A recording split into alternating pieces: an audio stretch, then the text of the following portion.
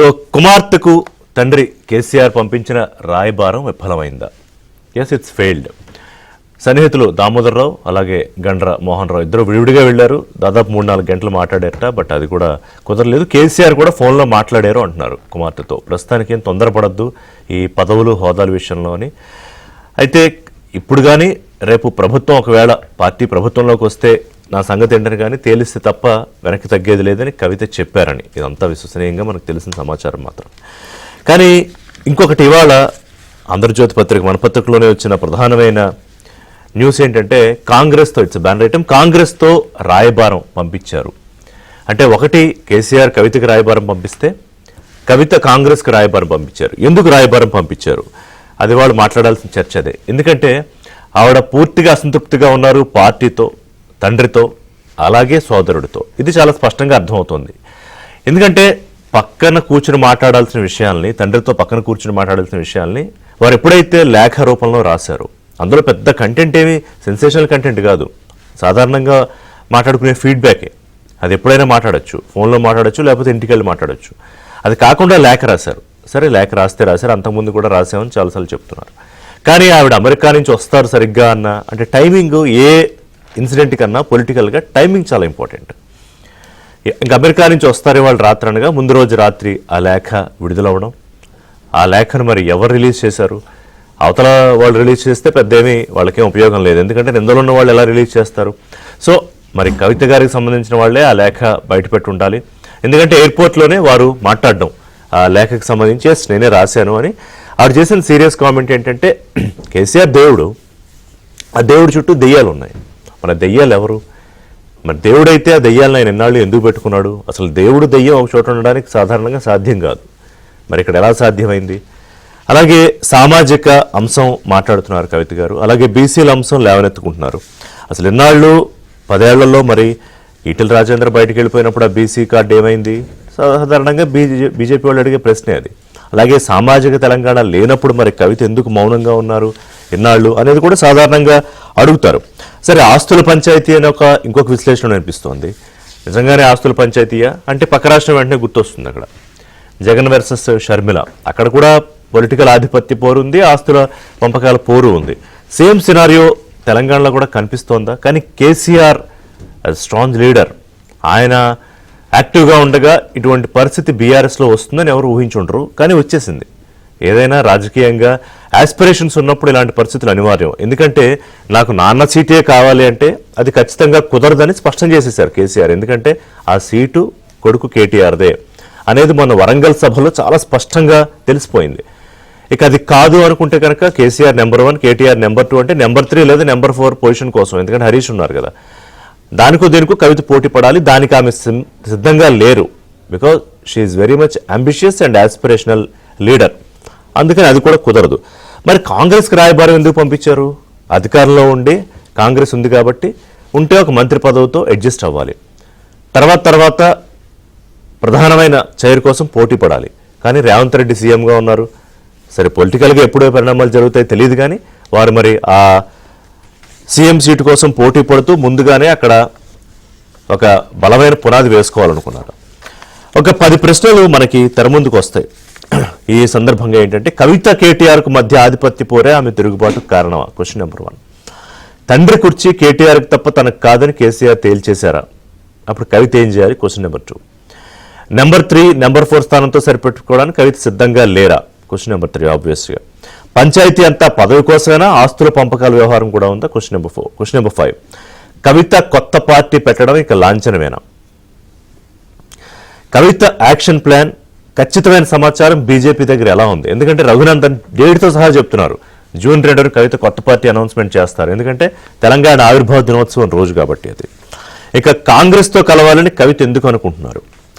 కాంగ్రెస్లో అయితే సీఎం స్థానానికి పోటీలో తాను ఎలా ముందు ఉండగలుగుతారు? ఒకవేళ లక్ష్యం అది కాకపోతే బీఆర్ఎస్లోనే ఏదో ఒక ముఖ్యమైన పదవికి ఒప్పుకుంటారు కదా రేపు ప్రభుత్వంలోకి వస్తే? Question number 10. కవిత ఎపిసోడ్తో బీఆర్ఎస్కు రాజకీయంగా పెద్ద డ్యామేజ్ జరగబోతోందా? ఇక మరో విశ్లేషణ ఏంటంటే నో ఇదంతా అంతర్గతంగా ఒక ప్లాన్ చేశారు కేసీఆరే రాజకీయ వ్యూహంలో భాగంగా. అసలు ఆయన ఎందుకు ఇదంతా ప్లాన్ చేస్తారు? ఇది పొలిటికల్గా డ్యామేజ్ కాదా? 2 రాయబారాలు. ఒకటి కేసీఆర్ కుమార్తె కవితకు పంపించిన రాయబారం ఫెయిల్డ్. తర్వాత రెండో రాయబారం కూడా సక్సెస్ కాలేదు. అది కవిత గారు కాంగ్రెస్ పార్టీకి పంపించిన రాయబారం. గత 2-3 రోజులుగా ఢిల్లీలోనే ఉన్నారు ఎవరో ముఖ్యమంత్రి రేవంత్ రెడ్డి, అలాగే పిసిసి చీఫ్ ఆయన మహేష్ గౌడ్ గారు.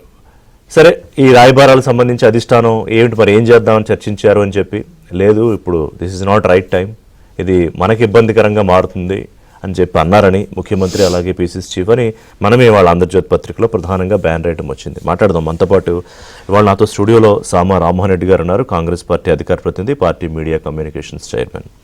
బెల్లం మల్లయ్య యాదవ్ గారు మాజీ ఎమ్మెల్యే, బీఆర్ఎస్ ముఖ్య నాయకులు. పోరెడ్డి కిషోర్ రెడ్డి గారు బీజేపీ సీనియర్ నాయకులు. Good morning all of you అండి. Thanks for joining. Kishore Reddy garu, ముందుగా మీతోనే ప్రారంభిస్తా. మిత్రుడు రఘునందను టైం చెప్తున్నారు, టైం చెప్పలేదు, ముహూర్తం ఫిక్స్ చేయలేదు, కానీ మీరు అదొకటే వదిలేశారు. జూన్ 2న పార్టీ ప్రకటన, మరి ఆ పేరు కూడా అని చెప్తారా? కవిత గారు పార్టీ ప్రకటించేస్తున్నారని చెప్తున్నారు. ఏమిటి అంత ఖచ్చితమైన సమాచారం? అంటే బీఆర్ఎస్కి కాంగ్రెస్కి కూడా లేని ఖచ్చితమైన సమాచారం బీజేపీ దగ్గర ఎలా ఉంది, ఎందుకుంది? సార్ అన్మ్యూట్ కిషోర్ రెడ్డి గారు, మీ ముఖ్యమైన మాటలన్నీ వెళ్ళిపోతున్నాయి. గారు, ముందుగా మీకు, అట్లాగే సామా రామ్మోహన్ రెడ్డి గారికి, బొల్ల మల్ల యాదవ్ గారికి, మన ఏబిఎన్ ప్రేక్షకులందరికీ శుభోదయం అండి. సో కవిత గారి విషయం సరే, అంటే అందులో వారు పార్టీ స్టార్ట్ చేస్తారని రఘునందన్ గారు అన్నారు, ఎంపీ గారు అని చెప్పి మీరు అన్నారు. నేను అది ప్లే చేయనా లేదు, సరే వారు అనుండొచ్చు కాక, అంటే మీరు ఏదో వారు ఆనంద ఏదో మీరు చెప్తున్నారని చెప్పి నేను అనట్లేదు, కానీ దాని వెనుక విషయం ఏంటో అనేది నాకు తెలియదండి. అంటే అనుండొచ్చు గ్యారంటీగా. కాకపోతే వారికి 3 ఆప్షన్స్ ఉన్నాయి. ఒకటి కేసీఆర్ గారు, ఇప్పుడు ఇది ఫ్యామిలీ పార్టీ అండి, కుటుంబ పార్టీలో ఆస్తి పంపకాలు లాగానే, ఆస్తులు అంటే కేవలము ఏదో పొలాలు, ఇండ్లు ఇవే కాదు కదా. ఆస్తులు అంటే కంపెనీలలో షేర్లు ఇవే కాదు కదా. రాజకీయ వారసత్వం అన్నిటికన్నా పెద్ద ఆస్తి కదా. సో పంపకాల్లో ఇప్పుడు కూతురు కొడుకు మధ్యలో పోటీ ఉంటది తప్పనిసరిగా. ఇక ఏదో ఉమ్మడి కుటుంబం అని అనుకుంటే ఇక సంతోష్ గారు, ఇటు హరీష్ రావు గారు, ఇట్లా చాలా మంది అందులో వాటాదారులు ఉన్నారు. నా పరిస్థితి ఏంటి? డాడీ, మీరు ఎగ్జిక్యూటివ్ ఇది వర్కింగ్ ప్రెసిడెంట్ చేశారు, మీరు ప్రెసిడెంట్ గా ఉన్నారు, మీరు ఏది మన ఫామ్ హౌస్ నుంచి బయటికి రారు చేయబట్టి ఇక అన్న చేతిలోకి వెళ్ళిపోయింది.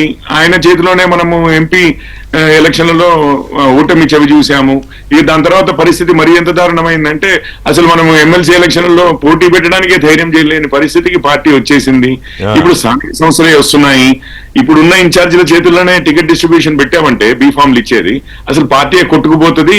ఈసారి మీరు రంగంలో కన్నా దిగాలి, లేదా ఇప్పుడున్న నాయకత్వంలో మార్పులు కావాలి. ఇగో నేనైతే బెటర్ గా ఉంటాను అని చెప్పి మన రెండు కీలకమైన పాయింట్లు ఏంటంటే, ఒక్క సీటు తెచ్చుకోకుండా ఎంపీ ఎలక్షన్స్ లో అట్టర్ ఫ్లాప్ అవ్వడం, దానికి కేటీఆర్ కారణం.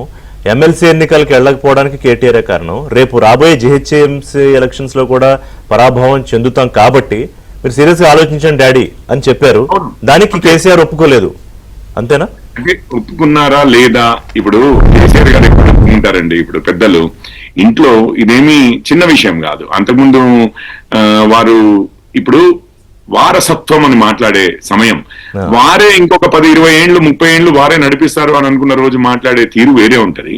ఈ రోజు నాయకత్వ వారసత్వం ముందుగా నేను ఉండగానే కొంచెం వాళ్ళు కూడా సెటిల్ అవ్వాలి కదా. అందులో వాళ్ళు కూడా నేర్చుకోవాలి, నేను నేర్పించాలి వాళ్ళకి, వాళ్ళు కూడా ఎదగాలి అని అనుకున్నారు. ఈ సమయంలో నాయకత్వ వారసత్వం గురించి మాట్లాడుతున్నప్పుడు, పవర్ ట్రాన్స్ఫర్ గురించి మాట్లాడుతున్నప్పుడు మీరు సడన్ గా ట్రాన్స్ఫర్ చేసేస్తే అవ్వదండి.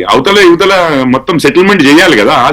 అంటే అది చాలా స్పష్టంగా సంకేతాలు పంపించేశారు. ఇప్పుడు ఎప్పుడైతే కేటీఆర్ వర్కింగ్ ప్రెసిడెంట్ ఉన్నారో మీరేమంటున్నారు?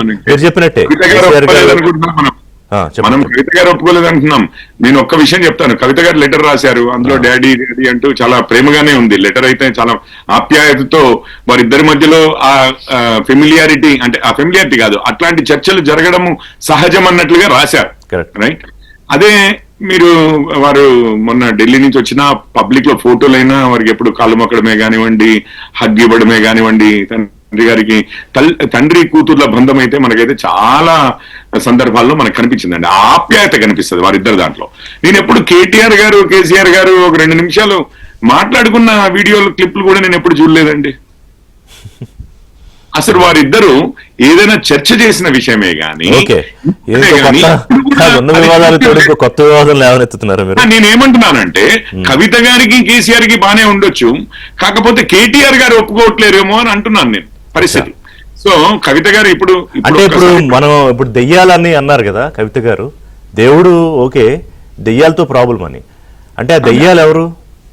ఇప్పుడు వాళ్ళు ఎవరు అనేది కవిత గారు సమయానికి తప్పనిసరిగా చెప్తారు, కాకపోతే వాళ్ళు రాసిన బయటకు వచ్చేసింది అని చెప్పి. నేను మిమ్మల్ని ఎందుకు అడిగానంటే బీజేపీ అన్ని చెప్తోంది కదా, కవిత గారి కన్నా ముందు బీజేపీ చెప్తోంది కదా అని. ఒకవేళ చెప్పిద్దాం 4 రోజులు ఆగండి, మనకి తెలిసిపోద్ది. కవిత గారికి అయితే ఆప్షన్స్ అయితే క్లియర్ గా ఇప్పుడు ఒక్కసారి ట్రాన్సిషన్ అయిపోయింది అనుకోండి, ఒక్కసారి పూర్తిగా ఆధిపత్యం అనేది వేరే వాళ్ళ చేతిలోకి వెళ్తే తనకు మాత్రము దాని తర్వాత తదనంతరము అంటే ఆ రాజకీయ నాయకత్వ వారసత్వ ఇది ట్రాన్స్ఫర్ అయిపోయిన తర్వాత, పవర్ ట్రాన్స్ఫర్ అయిపోయిన తర్వాత తను మాత్రము తనని పూర్తిగా తనకి ఎటువంటి స్థానం లేకుండా చేస్తారు అనే విషయం అయితే తనకి తెలుసు. మాట్లాడదాం మిగతా అంశాలు మాట్లాడదాం మల్ల యాదవ్ గారు. సో కవిత కేటీఆర్ కు మధ్య ఆధిపత్య పోరే ఇప్పుడు కాదు, ఒక రోజు బయటకేమి రాదు. అది మరి 2 ఏళ్ళ 3 ఏళ్ళ ఎన్నాళ్ళు అవుతుందో మరి మీకే తెలియాలి, పార్టీలో అంతర్గతంగా ఉంటారు కాబట్టి. అదే ఇది అంతటికీ కారణమా? ఎందుకంటే వారు చాలా సహజంగా ఇలా కూర్చుని నాన్న ఇవ్వండి అని చెప్పే విషయాల్ని లెటర్లో రాయడం, సరే లెటర్ రాస్తే రాశారు కాక అది బయటికి రావడంతోనే మొత్తం సమస్య, పైగా టైమింగ్. సో ఇంక బయట పడాలి తప్పదు మల్ల యాదవ్ గారు. మరి ఇప్పుడు తండ్రికి కూతురు రాసిన ఉత్తరం అది.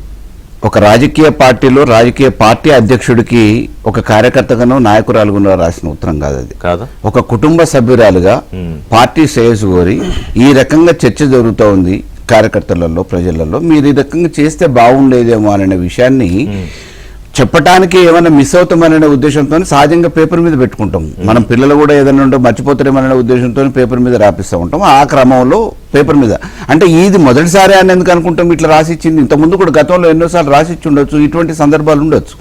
ఈ రోజు కూడా కేవలం సూచనాప్రాయంగా ఒక కూతురుగా, కుటుంబ సభ్యురాలుగా, పార్టీ శ్రేయోభిలాషిగా రాసిన ఉత్తరం అది. దాని మీద అనేక రకమైన ఊహాగానాలు చేస్తున్నారు. రఘునందన్ రావు గారు ముహూర్తాలే పెడుతున్నారు. మరి ఒకవేళ ఆ ముహూర్తానికి కాకపోతే నైతిక బాధ్యత ఏమైనా వహిస్తారా రఘునందన్ రావు గారు? అటువంటిది ఏం లేదు.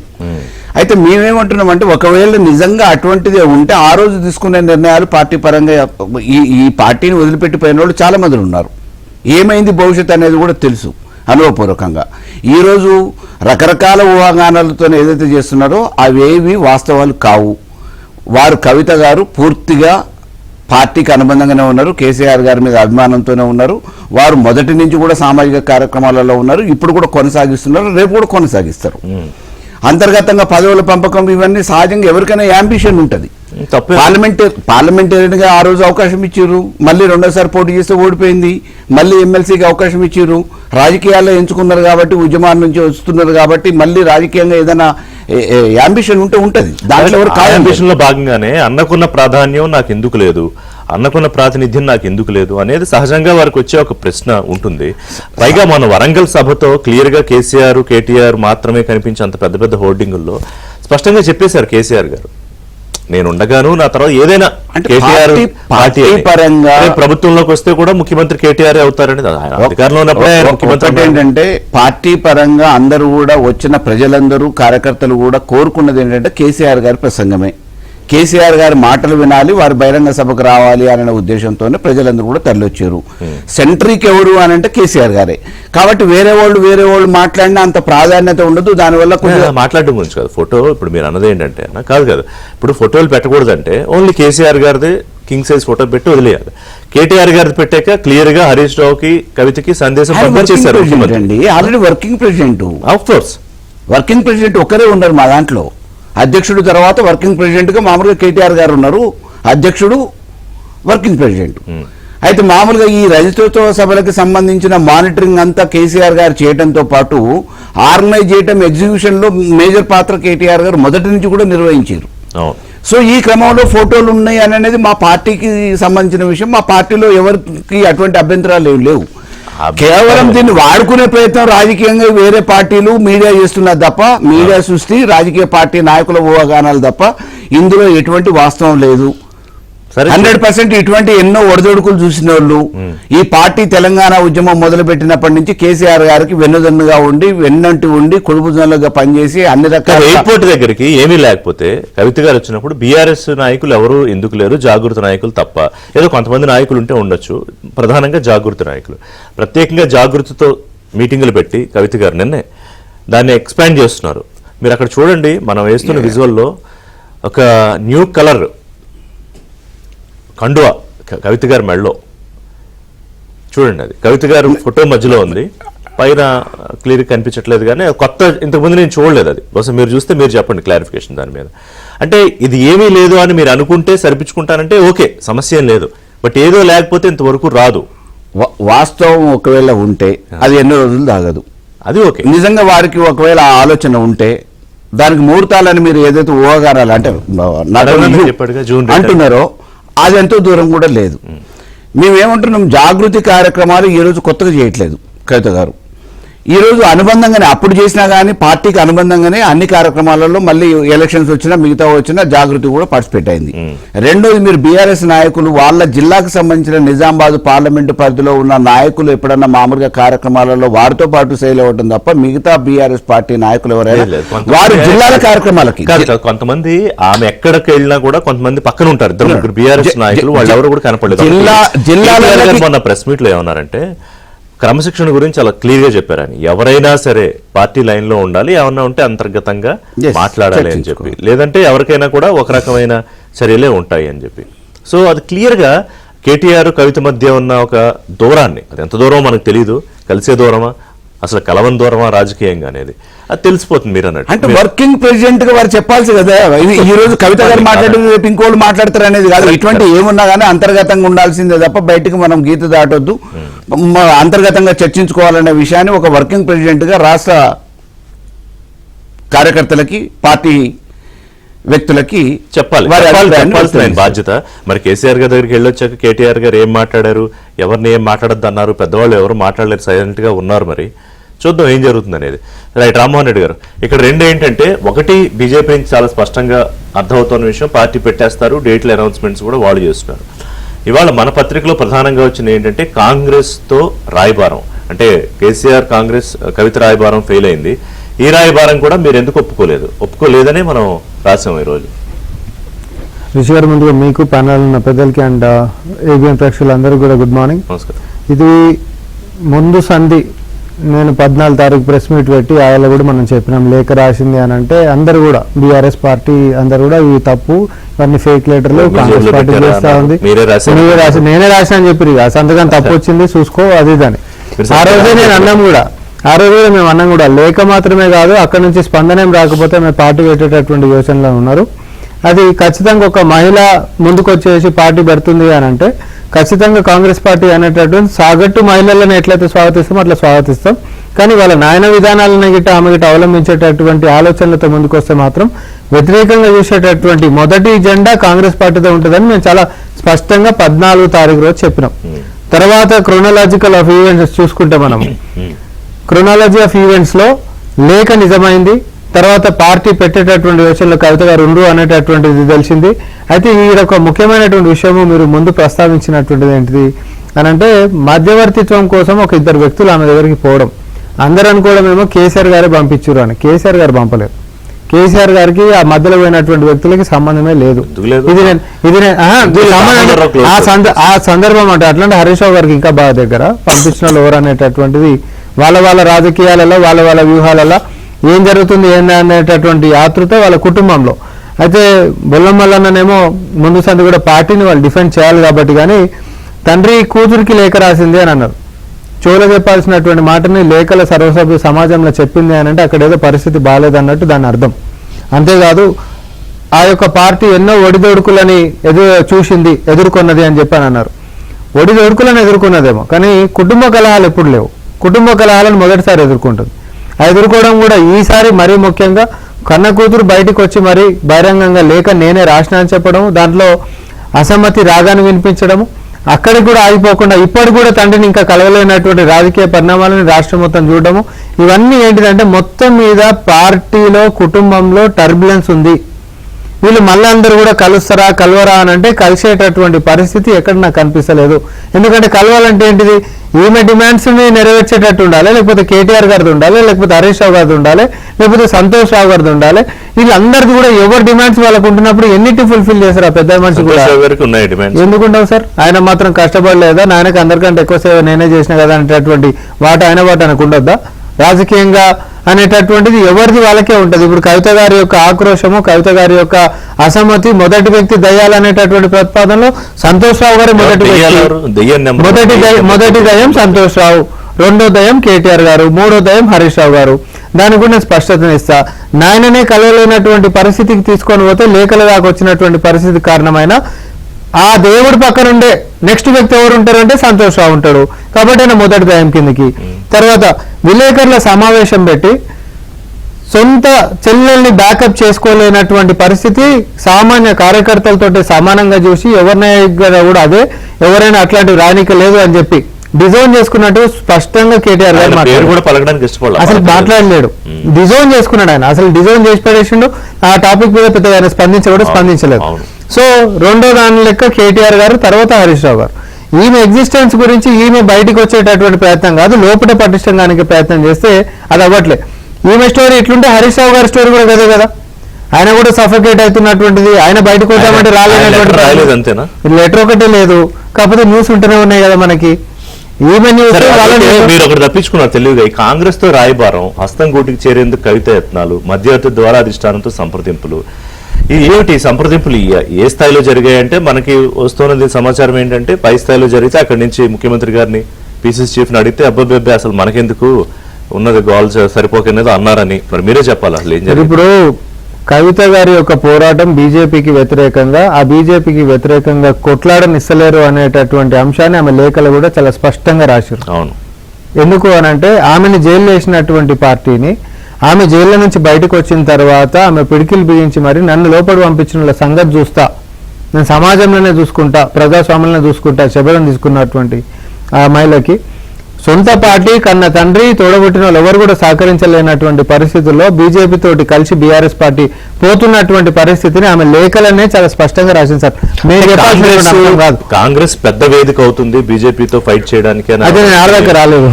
అయితే ఈ అంశాలను చూస్తే బీజేపీకి వ్యతిరేకంగా మాత్రం కవిత గారు పేరు, తద్వారా బీఆర్ఎస్ మాత్రం బీజేపీ తోటే కలిసింది అనేటటువంటి వాస్తవాన్ని కవిత గారు ఈ సభ్య సమాజానికి తెలియజేసిరు అనేటటువంటి పాయింట్ మనం హైలైట్ చేసుకోవాలి. ఇక్కడ బ్రేక్ తీసుకుంటాం. మీరు కాంగ్రెస్ తో రాయబారానికి వచ్చే ముందు అసలు ఏం చెప్తారో మరి.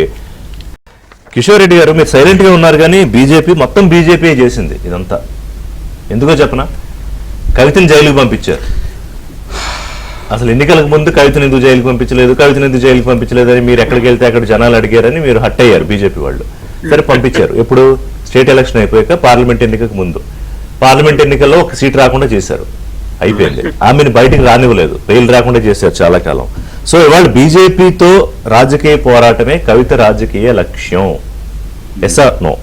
అండ్ కాంగ్రెస్ అయినా అంటే కలిసి వస్తే ఈ పోరాటంలో, లేదా సొంతంగా అయినా కవిత మీ మీద పోరాటానికి సిద్ధమైపోయారు. రిషి గారు మంచి ప్రశ్న అడిగారు. ఇప్పుడు బీఆర్ఎస్ ఆధిపత్యము కవిత గారికే ఇస్తాను అని అంటే కేసీఆర్ గారు వారిని అధ్యక్షురాలను చేస్తా అంటే కాదంటారా? మంచి ప్రశ్న. మీరు కూడా కానీ చేయడు కదా, బీజేపీ వ్యతిరేకంగా చేయడు కదా. ఒక్క నిమిషం మీరు చెప్పినవన్నీ విన్నాను, మీ కల్పనలన్నీ విన్నాను. సో ఒక్క నిమిషం మాట్లాడినివ్వండి మమ్మల్ని కూడా. సో ఇప్పుడు ఇస్తానంటే వద్దంటారా? అసలు కవిత గారు ఎందుకనంటే ఒక మహిళ చేయబట్టి ఎప్పుడు హేళనగా చూడడం మంచిది కాదండి. వారు పార్టీ ఆధిపత్యానికి నేను కూడా ఒక క్యాండిడేట్ ని, కేటీఆర్ గారికి ఎంత హక్కు ఉందో నాకు ఉంది, ఇది నా వారసత్వం కూడా. నేను అసలు ఇంకా అంతకుముందు వీరు జాగృతి ఇవన్నీ ఉన్నాయి కదా, నేను ఆర్గనైజేషన్లు బిల్డ్ చేశాను, చాలా పని చేశాను.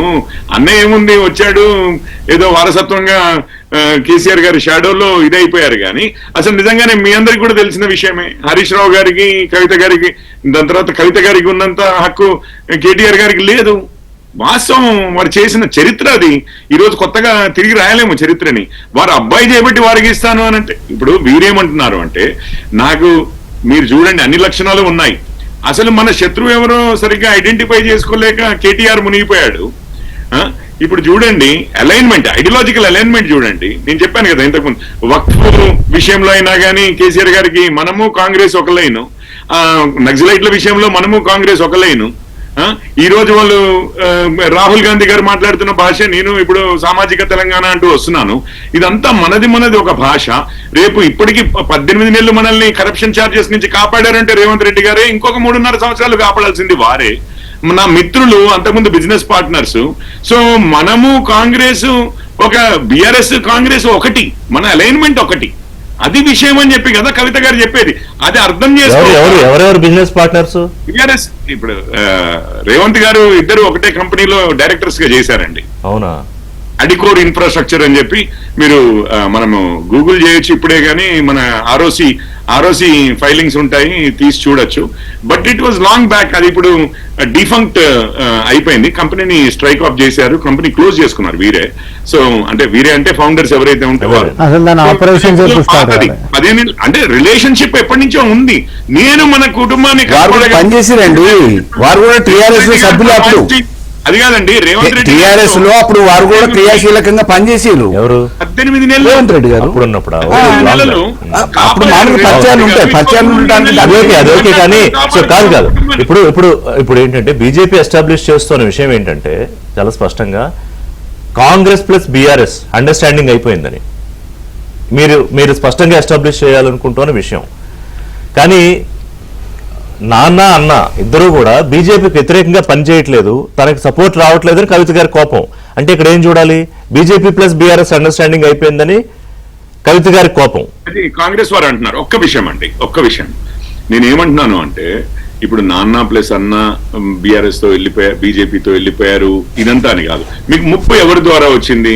ఇప్పుడు మన ఎంపీ సీట్లే కానీ ఎమ్మెల్సీ సీట్లలో అసలు పోటీ చేయలేని పరిస్థితి. కానీ ఇప్పుడు నాన్న మీరేమో అందులో రాశారు కూడా, మీరేమో ఫామ్ హౌస్ లో ఉన్నారు, ఎవరికి అందుబాటులో లేరు, అన్నయ్య చేతిలోనేమో వర్కింగ్ ప్రెసిడెంట్ పెట్టారు. ఆ ఒక్క లైన్ లేదు, కానీ వారు చెప్పిన విషయం అయితే ఎగ్జాక్ట్లీ అది.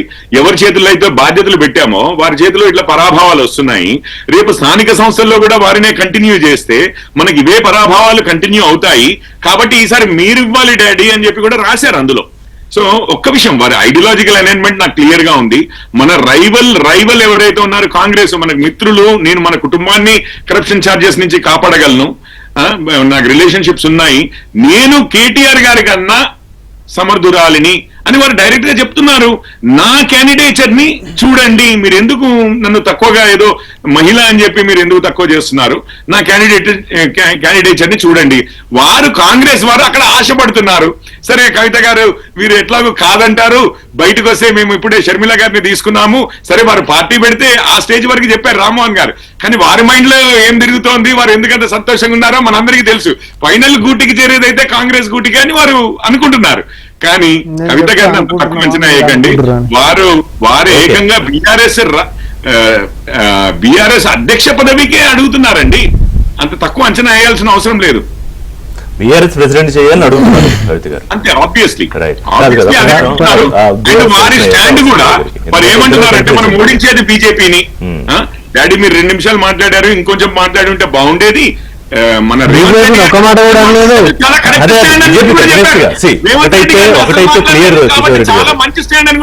కిషోర్ రెడ్డి గారు ఒకటి క్లియర్ ఏంటంటే, మళ్ళీ యాదవ్ గారు మీరు చెప్పాలి. ఒకటి బీజేపీకి అగెనెస్ట్ గా పాలిటిక్స్ చేయాలనేది కవిత గారు కోరుకుంటున్నారు, కానీ అది కనిపించట్లేదు క్షేత్రస్థాయిలో. ఎందుకని? ప్రధానమైన టార్గెట్ సరే అధికారంలో ఉన్నారు కాబట్టి ముఖ్యమంత్రి రేవంత్ రెడ్డి మీదే ఉంటుంది. కేటీఆర్ గారు మాట్లాడినా, హరీష్ రావు గారు మాట్లాడినా. సో అది నచ్చట్లేదు కవిత గారికి. కనీసం మీరు ఎందుకు అపోజిషన్ గా ఫీల్ అవ్వట్లేదు బీజేపీని? ఇదే జరిగితే రేపు పొద్దున్న ప్రజలు ఏమనుకుంటారు? గతంలో అందుకే కదా మనకు నష్టం జరిగింది అనేది. మరి దానికి సరైన సమాధానం ఏమీ రాలేదు. పైగా ఇప్పుడు వారే ఉన్నారంటే బీఆర్ఎస్ ప్రెసిడెంట్ పదవి కోరుకుంటున్నారు. నిజమేనా కవిత గారు బీఆర్ఎస్ ప్రెసిడెంట్ పదవి కోరుకున్నమాట? ఇప్పుడు ఒక సుదీర్ఘ రాజకీయ అనుభవం ఉన్న నాయకుడుగా కేసీఆర్ గారి వ్యూహం కేసీఆర్ గారికి ఉంటుంది. సహజం. ఎప్పుడు ఏ సందర్భంలో ఎవరి మీద ఏం మాట్లాడాలనేది వారు ఒక అధ్యక్షుడు హోదాలో వారికి ఉండే ఒక వ్యూహం వారికి ఉంటుంది. బీజేపీ మీద ఎంతసేపు మాట్లాడారు, ఎంతసేపు మాట్లాడాలనేది నిర్ణయించేది ఒక కవిత గారో కేటీఆర్ గారో మల్ల యాదవ్ కాదు. డెఫినెట్ గా ఏ సందర్భాన్ని, ఎందుకంటే రాజకీయ చతురత కలిగిన వ్యక్తి బట్ ఆ రోజు చెప్పచ్చు తెలంగాణ ఉద్యమం మొదలుపెట్టినప్పుడు ఒక్కడిగా మొదలుపెట్టి పిరికెళ్ళి లేని వాళ్ళని మరి లక్షలాది మందిని తయారు చేసి 2 సార్లు ప్రభుత్వం ఏర్పాటు చేసిందంటే వారికి ఉండే అనుభవం వారికి ఉంటుంది. అవును. ఏ సందర్భంలో ఎవరి మీద ఏ రకంగా మాట్లాడాలనేది ఆ రాజకీయ నాయకుడిగా పరిణత కలిగిన వ్యక్తిగా మాట్లాడారు.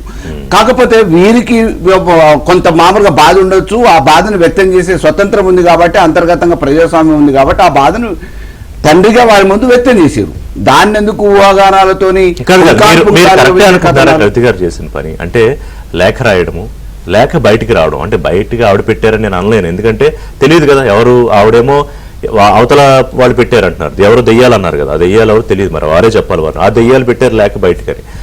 ఇప్పుడు రిషి గారు మరి ఆవిడ పెట్టుకుంటే తప్ప ఇంత చర్చ జరగదు. రిషి గారు టైమింగ్ వారు అమెరికా నుంచి రావడం, కుటుంబంలో చిన్న కార్యక్రమం ఏదైనా ఫంక్షన్ జరుగుతూనే జరగడానికంటే ముందు జరిగిన తర్వాత ఎట్లా జరిగింది ఏందనేది మనం చర్చించుకుంటాం. వారు కూడా part and parcel of family and party. So రెండు వైపులా ఆలోచించాల్సిన బాధ్యత ఉంది కాబట్టి తండ్రికి చనువుగా ఒక విషయాన్ని వారికున్న అభిప్రాయాన్ని వ్యక్తం చేశారు. అది లెటర్ రూపంలో ఆ బాధ్యత ఉంటే యాక్షన్స్ ఇలా ఉంటాయా? లెటర్ బయటికి రావడము, దాని మీద మీడియాతో మాట్లాడడం,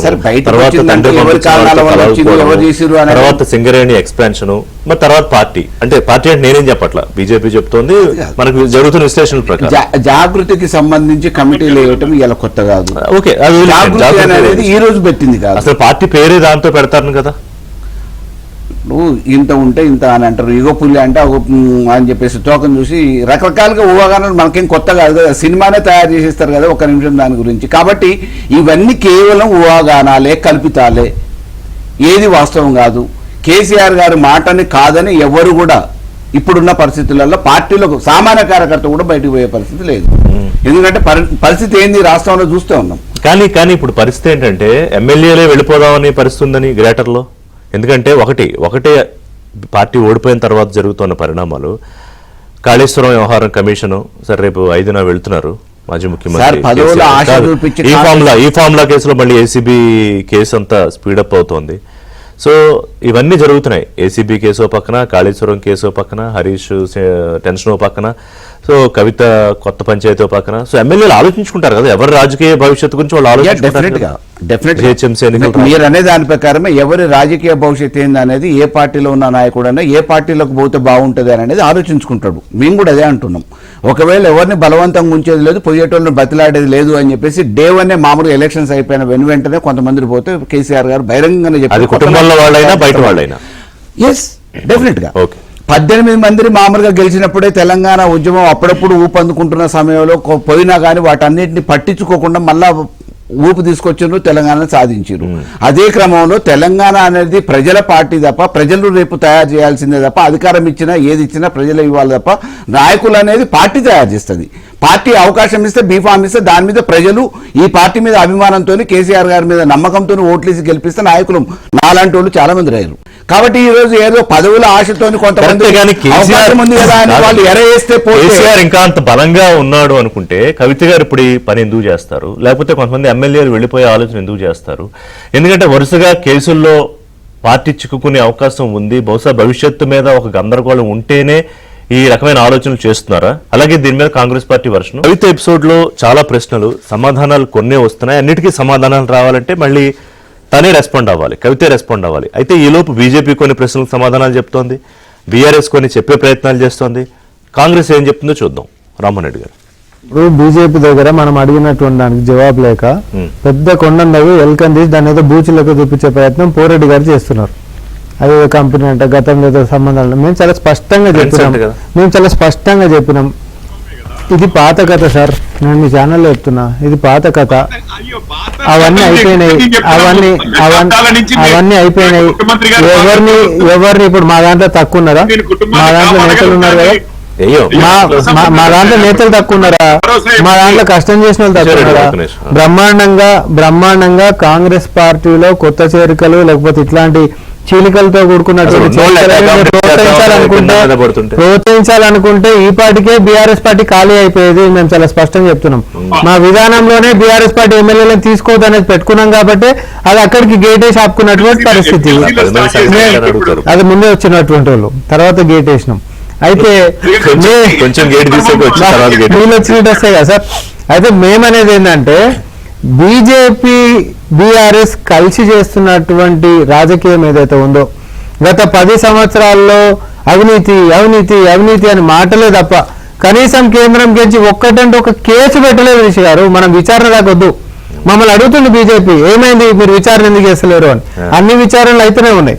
ఫార్ములా ఈ అనేటటువంటిది అయితేనే ఉంది, లేకపోతే గొర్రెల కుంభకోణం కేసు మొదలు పెట్టుకుంటే సుమారు 10 కేసుల విచారణలు ఈ రోజు రాష్ట్రంలో జరుగుతూ ఉన్నాయి. చట్ట ప్రకారంగా జరగాలి కాబట్టి జరుగుతున్నాయి. కానీ నువ్వు 10 సంవత్సరాల్లో కేంద్రం నుంచి అత్యంత అవినీతి కుటుంబం అని చెప్పి మాట్లాడినటువంటి బీజేపీ ఒక్కటంటే ఒక్క కేసు ఎందుకు పెట్టలేదు? ఒక్కటంటే ఒక్క కేసు ఎందుకు పెట్టలేదు? ఇది ఒకటి చెప్పండి. కాగు నివేదికలలో కూడా అవకతవకలు వచ్చినాయని చెప్పినప్పటికీ, ఆధారాలు లక్ష్మణ్ గారు లాంటి వాళ్ళ దగ్గర ఉన్నప్పటికీ, రఘునందన్ రావు గారు లాంటి వాళ్ళు ప్రెస్ మీట్లలో చెప్పినప్పటికీ, తర్వాత బండి సంజయ్ గారు శపథం తీసుకున్నప్పటికీ కేసీఆర్ గారి కుటుంబాన్ని టచ్ చేసేటటువంటి దమ్ము ధైర్యం ఈ రాష్ట్రంలో ఉంటున్నటువంటి బీజేపీ శ్రేణులకు లేదు. ఎందుకనంటే కవిత గారికి అదే కోపమా? అంటే బీజేపీ ప్లస్ బీఆర్ఎస్ ఫ్రెండ్షిప్ చూసి కవిత గారికి నచ్చట్లేదు. ఇప్పుడు ఫస్ట్ బీజేపీ బీఆర్ఎస్ ఫ్రెండ్షిప్ తోటి ఢిల్లీలో అందరిని అరెస్ట్ చేసినా కూడా మిగతా వాళ్ళందరూ కూడా అప్రూవర్ లెక్క మారినప్పటికి కూడా కవిత గారిని కాపాడుకుంటూ వచ్చారు. కానీ అసెంబ్లీ ఎన్నికలప్పుడు అది బెడిచి కొట్టింది రాష్ట్రంలో. వీళ్ళిద్దరు సోపతి ఒకటే అనేటటువంటి ప్రజల్లోకి పోయింది. కాబట్టి రాజకీయాలకే ప్రాధాన్యతనిచ్చి కూతురైనా సరే కొన్ని రోజులు జైలుకు పోయినాం కదా అనేటటువంటి ఒప్పందంలో జస్ట్ ఎంపీ ఎన్నికల్లో కూడా బీజేపీకి సేమ్ ఫేట్ ఉంటది. కాబట్టి అట్లాంటిది ఉండొద్దు, కాంగ్రెస్ పార్టీని మనం బలహీనపరచాలనేటటువంటి దాంతో బీజేపీకి బీఆర్ఎస్ పార్టీ వాళ్ళు ఏమంటారు ఆత్మహత్యలు చేసుకొని, అంటే ఇంచుమించు రాజకీయంగా వాళ్ళు ఆత్మహత్యలు చేసుకొని బీజేపీ పార్టీని బీఆర్ఎస్ పార్టీ బతికించింది. దానికోసమే కూతురైనటువంటి కవిత గారిని కూడా జైల్లోకి పంపించారు. అప్పటిదాకా కాపాడు రిషి గారు. మనం ఒకసారి చరిత్ర గిట్ట తీసుకుంటే ఢిల్లీలో ఒక్కొక్కరు 15 నెలల నుంచి 16 నెలల నుంచి మగ్గుతా ఉంటే కవిత గారు అక్యూజ్ లెక్క ప్రధానంగా ఉండి నేషనల్ మీడియాలో సెన్సేషనల్ గా మోగుతా ఉన్నప్పటికీ కూడా బీజేపీ ఆమె దగ్గరికి రాలేదు. ఎందుకు కాపాడిండు? అసెంబ్లీ ఎన్నికలప్పుడు కూడా కాపాడిండు. ఎందుకంటే ఒక ఎక్స్పెరిమెంట్ చేశారు, అయినా కూడా ముందుకు వెళ్ళిపోతామని. కానీ ప్రజల మ్యాండేట్ ఏమైంది? బెడిచికొట్టింది. అమ్మ పార్లమెంట్ లో కూడా ఇట్లనే అవుతుందేమో అని చెప్పి ఇటు కవిత గారిని అరెస్ట్ చేయడము జరిగింది. మళ్ళీ వీళ్ళకు ఉంటున్నటువంటి స్ట్రెంత్ కూడా స్ట్రాంగ్. ఆ కాన్ఫిడెన్స్ తోని మీరు మీ నాయకులందరూ 15-16 ఎంపీలు మాకే అని కూడా అన్నారు ఒక దశలో. అవును, అరెస్ట్ జరగక ముందు. తర్వాత పరిణామాలు మారాయని. సో అరెస్ట్ చేసిన తర్వాత అక్కడ పరిణామాలు అనేటటువంటి కొంచెం బీజేపీ బీఆర్ఎస్ కాదేమో అనేటటువంటి ఒక అనుమానాన్ని రేకెత్తించారు. కానీ మళ్ళీ లేఖల ద్వారా నాకు సైడ్ పాయింట్ వస్తా. ఇప్పుడు గేట్లు మూసేసామన్నారు కదా, కవిత గారికి కూడా ఇప్పుడు మూసేశారు మీరు శాశ్వతంగా? తెరిచుంటి పార్టీకి ఇంతకంటే సెన్సేషనల్ అయ్యేది కదా సార్. అంతే లేవు అనేటటువంటి చాలా స్పష్టంగా మేము చెప్తున్నాం. అంటే ఆ కుటుంబ పంచాయతీ, ఆధిపత్య పంచాయతీ, ఆ తలకాయ నొప్పి మనకేందుకు సార్? మేము ఒకటి అంటున్నాం, ఒక మహిళలకు పార్టీ పెట్టి ముందుకు వస్తే సగటు మహిళను ప్రోత్సహించినట్టు కాంగ్రెస్ పార్టీ ప్రోత్సహిస్తుందేమో తప్ప. రెండోసారి చెప్తున్నారు. ఇందులో ఏమిటి రేట్ బిట్వీన్ ద లైన్స్? ఏంటంటే రాజకీయ పార్టీ పెట్టడం ద్వారా కాంగ్రెస్ పార్టీ కలిసి వచ్చేది ఏంటి? ఒక నిమిషం వస్తున్నా. మహిళగా తీసుకున్నారా షర్మిల గారు? ఇప్పుడు నేను ఒకటే, షర్మిల గారిని కూడా రావద్దన్నారు కదా. కాదు కాదు, షర్మిల గారు వస్తున్నప్పుడు కూడా రేవంత్ రెడ్డి గారు పార్టీలోకి వద్దని చెప్పే కానీ కదా ఆవిడ అక్కడ ఏపీలోకి వెళ్ళారు. ఇప్పుడు ఈవిడ చాలా స్పష్టంగా చెప్పిన ఋషి గారు, మీరు కరెక్ట్ చెప్పారు. తెలంగాణ సారీ కవిత గారు బీఆర్ఎస్ లో అధ్యక్ష పదవికి రాకపోతే రేపు అట్లీస్ట్ కాంగ్రెస్ లో ప్రామిస్ చేస్తే గానీ వస్తారు వారు. ఇప్పుడు కాంగ్రెస్ లోకి, కాంగ్రెస్ లో ఏ పదవి ఉంటుంది? అధ్యక్ష పదవి. అధ్యక్ష పదవి ఇంకేముంది మిత్రులు? ఏదో మాట్లాడుతున్నాయి. తెలంగాణ మీరు మాట్లాడింది ఎంతసేపు? తెలంగాణ పిసిసి చీఫ్ అడిగారా కవిత గారు? చేసిందే కదా, ఆ రాష్ట్రంలో ఏదైతే చేశారో ఈ రాష్ట్రంలో అదే చేద్దామని కదా ఇదంతా లాంచ్ చేసింది. కిషోర్ గారు, తెలంగాణ పిసిసి చీఫ్ అడిగారా, మంత్రి అడిగారా కవిత గారు? వారు ఏం అడుగుతారో మనకు తెలియదండి. వీరు ఆ రాష్ట్రంలో ఆ పని చేసి వచ్చిన వారే కదా కాంగ్రెస్ వారు. ఇక్కడ ఫ్యామిలీలో చిచ్చు పెట్టడము, డివైడ్ అవ్వడము, అంటే చిచ్చులు వీళ్ళు ఏదో పెడతారని అనుకోవచ్చు. కానీ అవి వారసత్వ పోరులు వాటిని ఎట్లా అడ్వాంటేజ్ తీసుకోవాలి? తెలంగాణ బీజేపీ ఇప్పుడు బీజేపీ తెలంగాణ ఇంతకుముందు మాట్లాడుతూ చాలా సంతోషపడ్డారు. బీజేపీ తెలంగాణ రాష్ట్ర అధ్యక్షులు ఎవరు సార్? ఎవరు? పరోక్షంగా కేసీఆర్ గారు. ఇది అందరికీ తెలుసు. కేసీఆర్ గారు ఆనాడు రాష్ట్ర అధ్యక్షుడు ఉన్నటువంటి బండి సంజయ్ గారు శబదం తీసుకొని జైలు వేస్తా అని అంటే 2 రోజులలో కిటికీలు వెళ్ళగొట్టి ఆయననే జైలు వేస్తానే దిక్కులేనటువంటి పరిస్థితి. ఏమైనా చర్యలు తీసుకురండి ఆ కుటుంబం మీద? ఒక రాష్ట్ర అధ్యక్షుడిని అక్రమంగా అరెస్ట్ చేసి రాత్రి మొత్తం ఏడుండో కూడా తెలియదు. మనం చరిత్ర మర్చిపోవద్దు. ఏడుండో కూడా తెలియదు. అట్లాంటి పనులు బీఆర్ఎస్ పార్టీ అధికారంలో చేస్తే కనీసం ఒక కేసు పెట్టలేదు. ఎన్ని ఉదాహరణలు చెప్పాలి మీకు? ఎన్ని ఉదాహరణలు చెప్పాలి మీకు? రామ్మోహన్ గారు కేసీఆర్ గారు మన ప్రెస్ మీట్ లో కూడా బీజేపీ పల్లెత్తు మాట్లాడలేదు. కేసీఆర్ గారు సభ పెడితే ఆయన బీజేపీ పల్లెత్తు మాట్లాడారు. బీజేపీ కిషన్ రెడ్డి ఎందుకు మాట్లాడలేదు? అని మాట్లాడాలని మద్దతుగా రావాలనే తప్ప మద్దతుగా రావాలనే విషయమే తప్ప బీజేపీకి ఖిలాఫ్ ఎందుకు మాట్లాడాడు? నేను అంటున్నది ఇక్కడ మూసి ప్రక్షాళన లేదా, మెట్రో ఎక్స్టెన్షన్ లేదా, రీజనల్ రింగ్ రోడ్ లేదా, ఫ్యూచర్ సిటీ లేదా, రాష్ట్ర అంశాల మీద ఎందుకు బీజేపీ మీద కొట్లాడరు? విభజన చట్ట అర్థాల మీద బీజేపీ ఎందుకు కొట్లాడరు? దీనికి దోస్తులు కాబట్టి ఒకటి ఏంటంటే ఇది టీ కప్పులో తుఫాను కాదని అర్థమవుతోంది మనకి. ఓకే, ఒకటి. సో వాట్ నెక్స్ట్ అన్నప్పుడు ఏంటంటే పిక్చర్ లోకి ఉన్న ఆప్షన్స్ మీరు ఇందాక చెప్పినట్టుగా బీజేపీలోకి అసలు బీజేపీ వైపు ఆవిడ చూడరు, ఎందుకంటే బీజేపీ ఆవిడ ప్రధానంగా రాజకీయ శత్రువు. పాయింట్ నెంబర్ 2, కాంగ్రెస్ లోకి వెళ్దామనే ప్రయత్నం చేస్తే ప్రస్తుతానికైతే గేట్లు మూసేసాము, ఇది సామా రామ్మోహన్ రెడ్డి గారు చెప్పింది. Point number 3, the only option ఎవరితోనూ డిపెండెన్సీస్ లేకుండా చేసేది పొలిటికల్ పార్టీ. దానికి మీరే డేట్ చెప్పారు June 2 అని. సో ఇక రాజకీయ పార్టీతో కవిత గారు వస్తే బీజేపీ స్వాగతిస్తోందా? రాజకీయ పార్టీ ఎవరైనా ఎప్పుడైనా పెట్టుకోవచ్చండి. ఎవరు స్వాగతించేది లేకపోతే కాదనేది ఏమి ఉండదు. అది ప్రతి ఒక్కరి ప్రజాస్వామ్య హక్కు. వారు ఆ విధంగా వస్తే నెక్స్ట్ స్టెప్, ఈ సినిమా మనం అంతకుముందు చూసిందేనండి. అది తెలుగులోనే చూసాం. ఇదే సినిమా ఒక అన్నతో కొట్లాడి బయటకు వచ్చిన చెల్లెలు స్టోరీ అనేది షర్మిల పార్టీ అది తెలంగాణ, ఆంధ్ర అదంతా వదిలేయండి. కొత్తగా రామ్మోహన్ గారు ఏదేదో కథలు చెప్పడానికి ట్రై చేస్తున్నారు. నేను ఇంతకుముందు నుంచి అడుగుతున్నాను వారిని. ఈ ఒక్క కేసు పెట్టలేదంటే సిబిఐని బ్యాన్ చేశారు కేసీఆర్ గారు, వారిని వారు రక్షించుకోవడానికి. ఇంకా రేవంత్ రెడ్డి గారు కూడా వారిని రక్షించే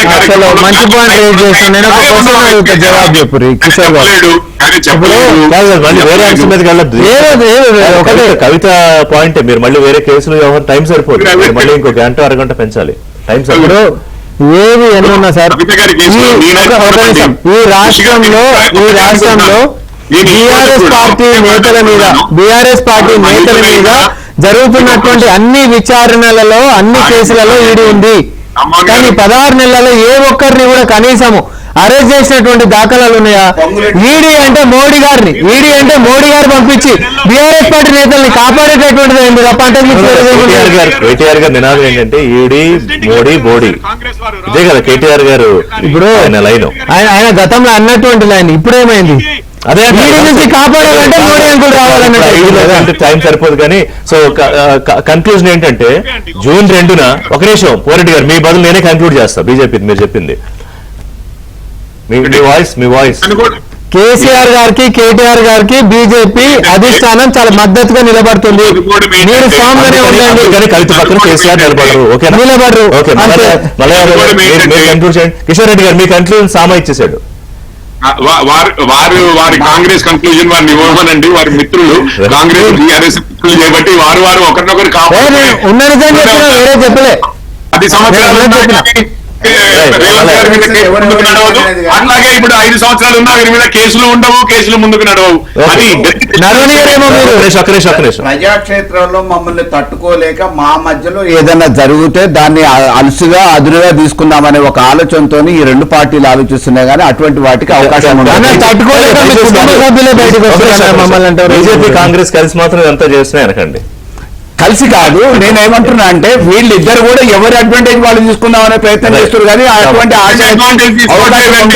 నేనేమంటానంటే కవిత గారిది కూడా పాత్ర ఉంది. కవిత గారు కూడా వారసత్వానికి తనకు కూడా హక్కు ఉంది. అండ్ వారు ఎవరిబడికి